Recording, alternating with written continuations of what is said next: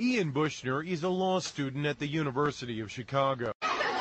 When Nadira entered high school in the mid-1990s, she became friends with a group of Muslim girls. Ian drifted towards the Muslim students at his high school as well. I remember defending some of my friends at school from accusations, after 9/11, and then I started reading the Quran. I said, oh, here is a form of God that I've never been presented before.